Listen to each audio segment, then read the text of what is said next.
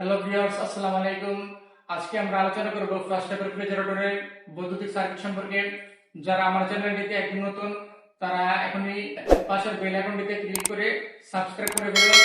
যারা সাবস্ক্রাইব করেছেন তাদেরকে অসংখ্য ধন্যবাদ। তো এটি হচ্ছে একটি ফ্লাশ টাইপ রেফ্রিজারেটরের বৈদ্যুতিক সার্কিট।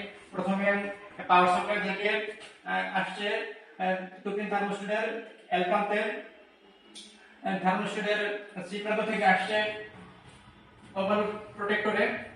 ওভারলোড প্রোটেক্টর একটি প্রোটেক্টিভ ডিভাইস।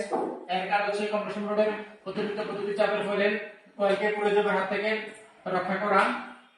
কম্প্রেসর রডের তিনটি টার্মিনাল পয়েন্ট থাকে কমন স্টার্ট রান। এটা হচ্ছে পিটিসি রিলে একটি স্টার্টিং ডিভাইস।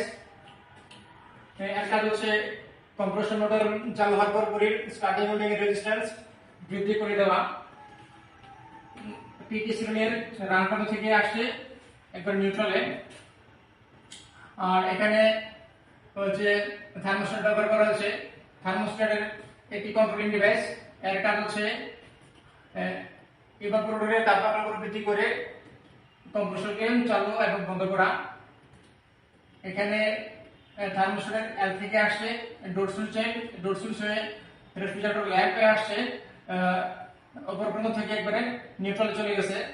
তো এই ফ্লাশ টাইপ রেফ্রিজারেটর হচ্ছে সবচেয়ে বেশি ব্যবহার করা হয়ে থাকে। যে রেফ্রিজারেটরের মধ্যে বরফ জমে সেটা হচ্ছে ফ্লাশ টাইপ রেফ্রিজারেটর। তো আমরা এই কাজটা প্র্যাকটিক্যালি দেখব। এখানে পাওয়ার সাপ্লাই থেকে থার্মোস্ট্যাটের এল প্রান্তে আসছে এবং কম্প্রেসর পয়েন্ট থেকে ওভারলোডে চলে গেছে এবং হচ্ছে এখানে পিটিসি রিলের রান প্রান্ত থেকে নিউট্রালে চলে আসছে।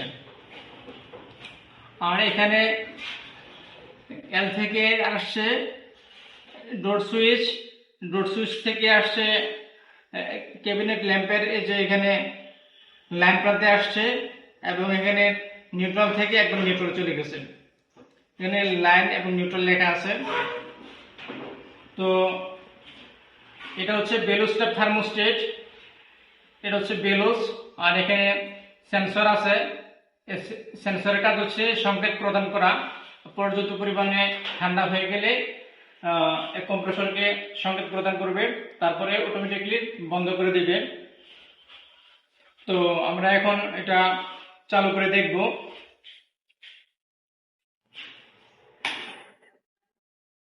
তো এটা চালু হয়েছে। এখানে এম্পিয়ার নিচ্ছে 0.8।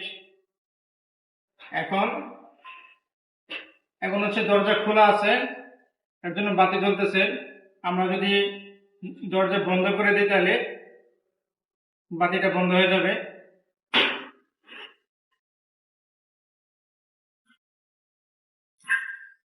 তো এই সিম্পল সার্কিটটাই মূলত ফ্লাশ টাইপ রেফ্রিজারেটরে ব্যবহার করা হয়ে থাকে।